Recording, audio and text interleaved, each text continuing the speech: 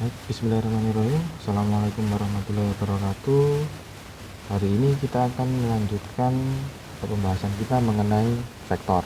Nah, selanjutnya kita akan membahas tentang penjumlahan vektor secara analitik. Ketika kalian kemarin di SMP, misal ada sebuah benda seperti ini, kemudian benda ini ditarik dengan gaya ke kanan, misal F1-nya 2 Newton, kemudian ini ada F2-nya 4 Newton, maka kalau kalian disuruh menentukan berapa resultannya, maka resultan gaya atau dalam hal ini gaya kan besar vektor itu dikerjakan dengan cara kalau dia searah dijumlah, kalau kebalikan arah dikurangi. Di gambarnya sama, misal F1-nya ke kanan, F2-nya ke kanan, berarti kalau searah seperti ini, maka resultannya adalah F1 ditambah F2 karena dia searah. Tapi kalau arahnya berbeda atau berkebalikan arah, maka resultannya bisa F1 min F2 atau F2 min F1, tergantung siapa yang lebih besar. Nah, ini kalau misal gayanya searah atau berbalikan arah.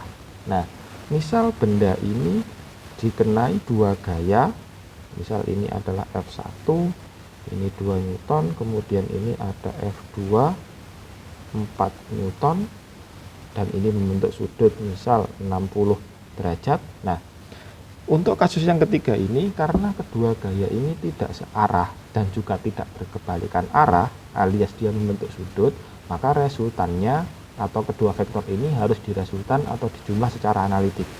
Nah, menjumlah secara analitik berarti kita harus menggunakan aturan kosinus, di mana resultan gaya itu adalah akar F1 kuadrat plus F2 kuadrat plus 2 kali F1 dikali F2 dikali cos theta akar ini.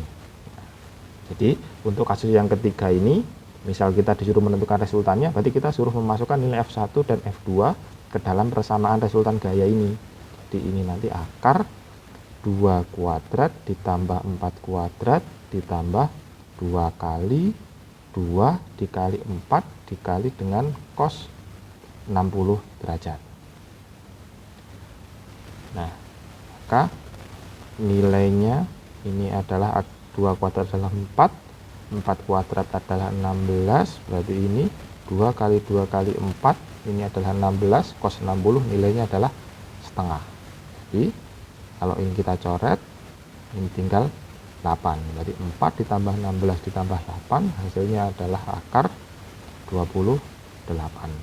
Nah, kalau kita mencari akarnya, misal mau mencari akarnya, maka bisa kita menggunakan poin faktor. Poin faktor itu maksudnya ini, berarti ini 28 dibagi 2 14 dibagi 2 7. Nah, duanya kan kembar. Jadi kalau kembar ini bisa kita tuliskan berarti akar 2 kali 2 kali 7, karena duanya kembar berarti duanya keluar dari akar, berarti 2 akar 7. Nah, jadi begini caranya. Nah, apakah rumus ini hanya berlaku untuk F? Enggak. Jadi semua besaran vektor bisa kita gunakan persamaan ini. Ini bisa kita pakai untuk semua penjumlahan besaran vektor yang membentuk sudut. Jadi selain gaya, kecepatan bisa dipakai, tergantung soalnya. Contoh, misal kita punya ini ada perahu, misal anggap aja ini ada perahu di sungai, kemudian misal ini kecepatan sungai adalah 3 meter per second, kemudian perahunya bergerak miring dengan arah sungai, misal kecepatan perahunya adalah 2 akar 3 meter per second, kemudian kecepatan ini membentuk sudut 30 derajat. Berarti dalam hal ini besaran vektor yang digunakan adalah kecepatan. Berarti kalau disuruh mencari resultan kecepatan, berarti resultannya adalah akar Vp kuadrat ditambah Vs kuadrat plus 2 kali Vp kali Vs dikali cos theta. Jadi lambangnya yang ini tergantung dari soalnya. Kalau soalnya gaya berarti pakai F, kalau soalnya kecepatan berarti pakai V. Nah, jadi kalau soal ini kita kerjakan, berarti ini nanti akar Vp nya adalah 2 akar 3, berarti 2 akar 3 kuadrat ditambah 3 kuadrat ditambah 2 kali VP nya 2 akar 3, VS nya 3 cos 30 derajat. Berarti ini hasilnya adalah 2 kuadrat 4 akar 3 kuadrat 3, berarti 4 kali 3 ini 12 ditambah 3 kuadrat 9 ditambah, nah 2 kali 2 akar 3 dikali 3 berarti 2 kali 2 4, 4 kali 3 12, berarti 12 akar 3 cos 30 setengah akar 3. Nah setengah akar 3 berarti setengahnya bisa dicoret sama 12, berarti ini sisa 6. Nah akar 3 dikali akar 3 hasilnya adalah 3, jadi 3 dikali 6 hasilnya ini nanti 18. Ini 18, ini 9, ini 12.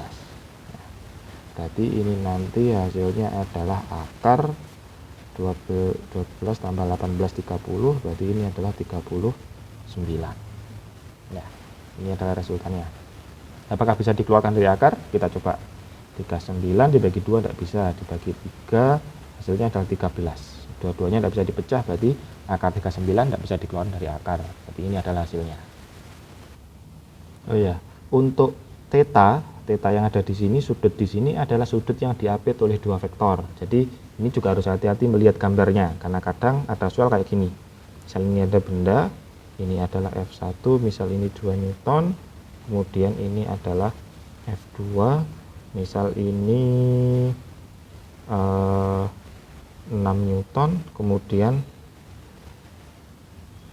ini misal sudutnya adalah 60 derajat ya.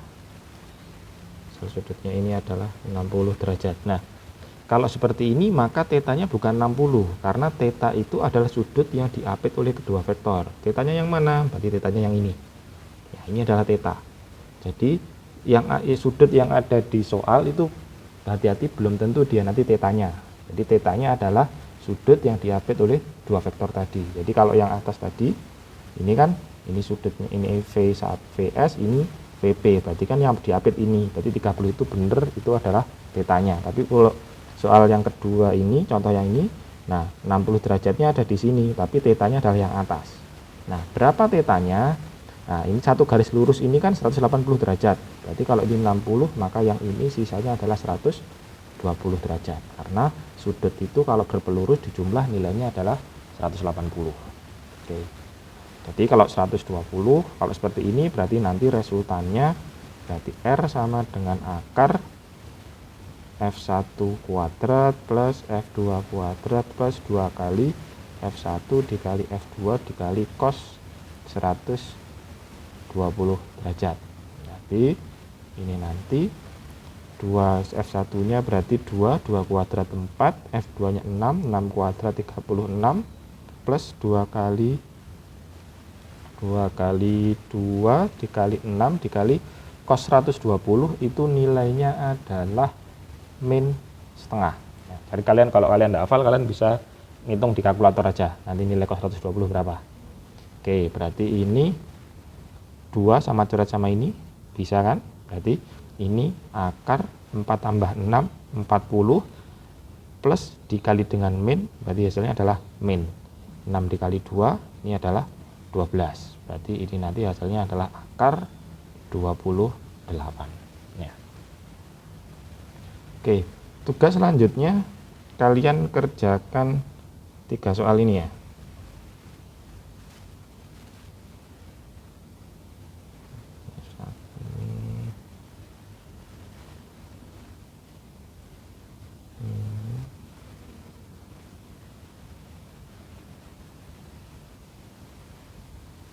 Oke, 3 soal ini kalian tentukan berapa resultannya. Nomor 1 ini F1 nya 5, F2 nya 2 akar 3, tetanya 30. Nomor 2 F1 nya 10, F2 nya 5, tetanya 60. Kemudian ada sudut 60 di sini. Nah kalau yang nomor 3 ini F1 nya 2 akar 3, F2 nya adalah 4, ini ada sudut di sini 30 derajat. Kalian tentukan resultannya ya. Nanti dikumpulkan bersama dengan catatan. Nah, selanjutnya kita akan belajar mengenai penguraian vektor. Nah, apa itu penguraian vektor? penguraian vektor itu adalah mengubah nilai suatu vektor ke dalam sumbu X dan sumbu Y. Contoh, misal soal yang tadi ada sebuah benda di atas bidang, kemudian ada gaya F, nilainya adalah 4 Newton dengan sudutnya antara horizontal ini adalah 30 derajat. Nah, karena vektor F ini posisinya miring, tidak lurus dengan sumbu X dan tidak lurus dengan sumbu Y, maka F ini bisa diuraikan ke sumbu X dan diuraikan ke sumbu Y. Jadi kalau diuraikan ke sumbu X kalau kita diagram kartesius kan horizontal itu X, vertikal itu kan Y.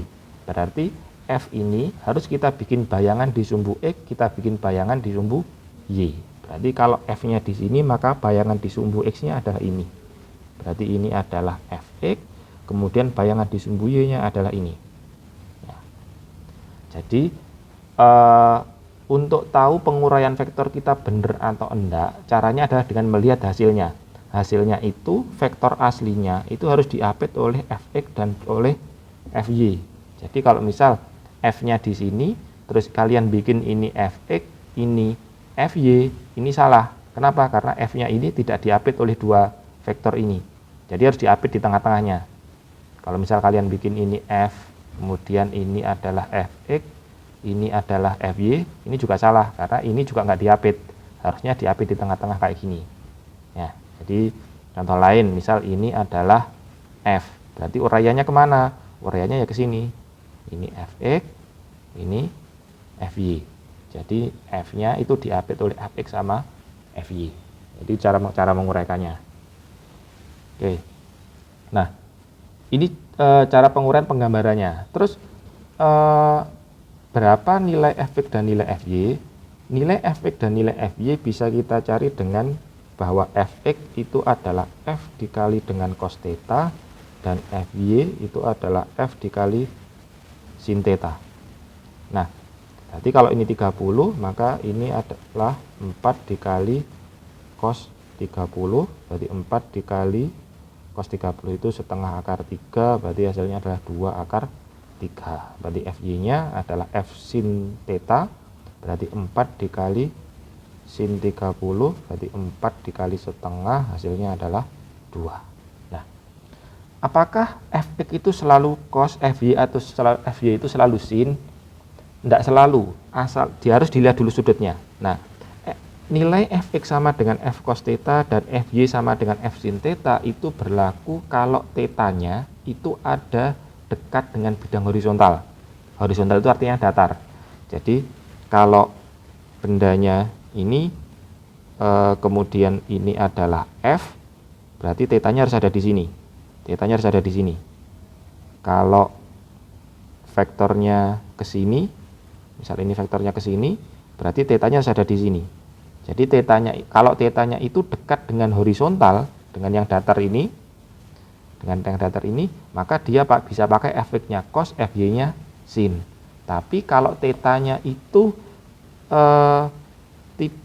dekat dengan sumbu Y, contoh misal ini ada vektor, F, kemudian ini ada theta. Nah, kalau sudutnya itu dekat dengan sumbu Y, ini kan sumbu Y. Kalau dekat dengan sumbu Y, maka dibalik. Kalau dekat dengan sumbu Y, berarti Fx-nya itu adalah F sin theta, Fy-nya adalah F cos theta. Itu kalau sudutnya dekat dengan sumbu Y. Tapi kalau sudutnya dekat dengan sumbu E kayak ini kan dekat sumbu X. X-nya ini sumbu X, ini sudutnya. Berarti kalau seperti ini, maka Fx adalah F cos theta, Fy adalah F sin theta. Nah, oke. Contoh, misal ini ada benda, nah kemudian ini ada F, nilainya adalah 2 Newton. Terus kalian disuruh menentukan berapa nilai Fx, berapa nilai Fy-nya. Berarti ini kan harus diuraikan dulu ke sumbu X sama sumbu Y.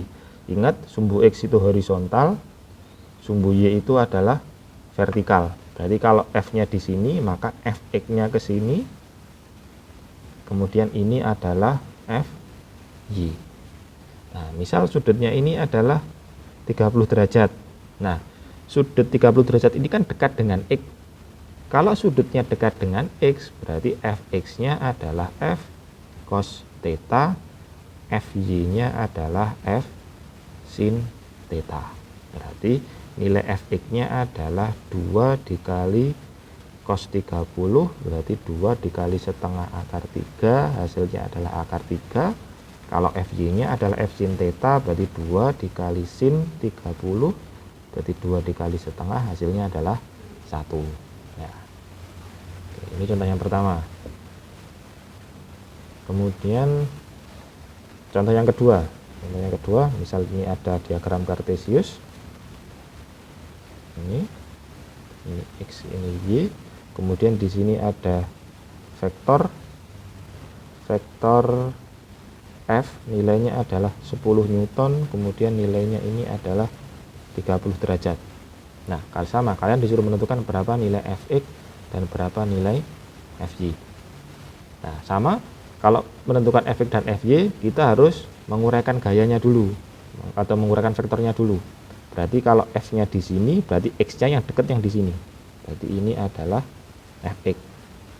Berarti kemudian Fy-nya ada di sini. Nah, ini penguraiannya benar karena F-nya diapit oleh Fx, diapit oleh Fy.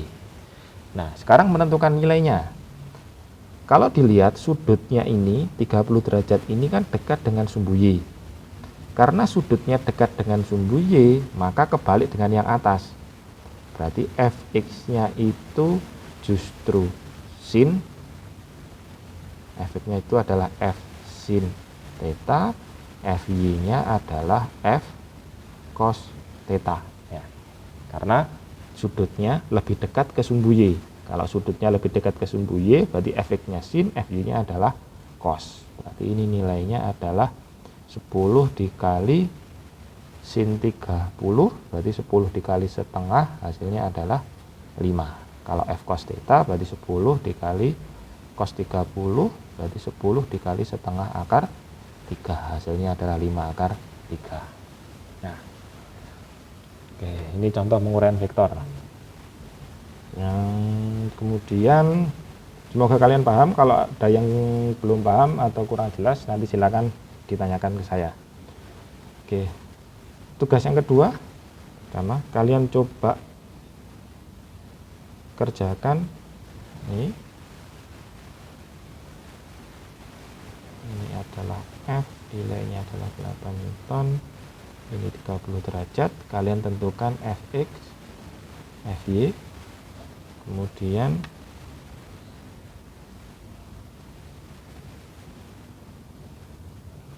ini F 10 Newton, ini 60 derajat. Sama, ini kalian tentukan Fx dan juga Fy.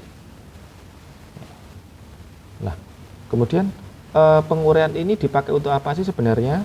Nah, penguraian vektor ini kita gunakan kalau kita menentukan resultan vektor yang jumlahnya lebih dari 2, kemudian arahnya macam-macam. Contoh, misal kita punya ini ada diagram kartesius, ya, anggap aja ini adalah X, ini adalah Y, kemudian di sini ada F1 2 Newton, kemudian ini adalah F2 3 Newton, kemudian ini ada F3 3 Newton. Ini sudutnya adalah 30 derajat. Sebentar, ini tak jadikan 2 akar 3 aja. Ini 60 derajat, ini 60 derajat. Nah, misal ada soal seperti ini, kalian disuruh menentukan berapa resultan vektornya. Nah, karena jumlah vektornya lebih dari 2, kalian tidak bisa mengerjakan menggunakan aturan kosinus yang sebelumnya, karena terlalu ribet. Karena aturan kosinus itu hanya bisa untuk 2 vektor. Nah, kalau vektornya lebih dari 2, berarti kita harus melakukan analisis. Analisis itu gimana? Kita harus mecah setiap vektornya, setiap gaya di sini menjadi X dan menjadi Y. Caranya, kita pecah, kalian bikin 2 kotak gini, ini untuk sumbu X, ini untuk sumbu Y. Nah, sebelum menguraikan kalian harus gambar dulu di mana fx-nya dan di mana fy-nya. Untuk F1, F1-nya kan ke sini. Berarti ini adalah F1X, ini adalah F1Y. Untuk F2 diambilin ke kiri, berarti ini adalah F2X, ini adalah F2Y. Sedangkan F3 berarti ini adalah F3X, ini adalah F3Y. Nah, kalau sudah, baru kita uraikan seperti yang sebelumnya. Berarti F1X, kalau kita uraikan, nah F1X, ini kan sudutnya dengan sumbu X. Berarti kalau dekat dengan sumbu X, berarti F1X-nya adalah F1 dikali cos theta, 30 derajat. Sedangkan F1Y-nya adalah F1 dikali sin theta. Oke, ini kalau sumbu X. Kalau F1, sekarang kalau F2. F2 sudut 60 derajat, ini dekat dengan sumbu X. Karena dekat dengan sumbu X, berarti F2X juga sama. Adalah F2 dikali cos theta. Theta-nya 60. Berarti kalau F2X-nya cos, berarti F2Y-nya ini kita pakai sin theta. Oke. Kemudian F3-nya sudutnya di sini 60 sama 60 ini dekat dengan sumbu X. Berarti F3X-nya juga F3 cos 60. F3Y-nya F3 sin 60. Nah, kalau sudah kita hitung satu-satu. Berarti F1X-nya adalah F1 cos 30, F1-nya adalah 2 akar 3, cos 30 adalah setengah akar 3. 2 sama 2 dicoret, akar 3 dikali akar 3 hasilnya adalah 3. Sedangkan F1Y adalah F1 sin 30. Berarti ini F1-nya 2 akar 3 sin 30 adalah setengah. Berarti ini hasilnya adalah akar 3. Sedangkan F2X-nya adalah F2 cos 60, F2-nya adalah 3, cos 60 adalah setengah. Berarti ini hasilnya adalah 3/2. Sedangkan F2Y, ini F2 sin 60, berarti F2-nya adalah 3, sin 60 setengah akar 3. Berarti ini 3/2 akar 3. Sedangkan F3X-nya, F3X itu F3 cos 60. Cos 60 berarti ini F3-nya adalah 3, cos 60 adalah setengah, berarti ini sama 3/2. Kemudian F3Y-nya, F3Y itu F3-nya adalah 3, sin 60 adalah setengah akar 3. Berarti ini 3/2 akar 3. Terus, oh ya, ini yang F1 ini enggak ya, yang ini. Oh benar ya, ini akar 3. Nah, kalau sudah kita uraikan X sama Y-nya, sekarang kita tentukan plus sama minusnya. Nah, dari mana kita tahu plus minusnya? Dilihat dari arahnya. Fx itu akan bernilai plus kalau dia mengarah ke kanan, dan dia akan bernilai min kalau dia berarah ke kiri. Sedangkan Fy itu akan bernilai plus kalau dia mengarah ke atas, dan dia akan bernilai min kalau mengarah ke bawah. Jadi kita lihat aja, Fx ini arahnya ke kanan, berarti ini tandanya adalah plus. F1x-nya, F2x arahnya ke sebelah kiri, berarti ini minus. F3x ini juga arahnya sebelah kiri, berarti ini juga minus. Sedangkan F1y arahnya ke atas, berarti ini plus. Kemudian F2y ini juga ke atas, berarti ini juga plus. F3y dia ke bawah, berarti ini adalah min. Nah, kalau sudah, berarti kita hitung resultannya sesuai dengan plus minusnya. Berarti kalau kita hitung sigma fx sama sigma fy. Sigma fx berarti f1x-nya plus, berarti ini f1x min f2x min f3x. Berarti kalau kita masukkan, f1x-nya adalah 3 min 3/2 min 3/2. Berarti ini sama dengan 3 min 3/2 min 3/2 min 3/2, ini hasilnya adalah min 6/2. 6/2 kan 3, berarti 3 dikurangi 3 hasilnya adalah 0. Sedangkan Fy-nya, F1Y-nya positif, berarti F1Y F2Y positif berarti plus F2Y, F3Y negatif berarti min F3Y. Kemudian kita masukkan F1Y berarti akar 3, F2Y nya adalah plus 3/2 akar 3, F3Y nya min 3/2 akar 3.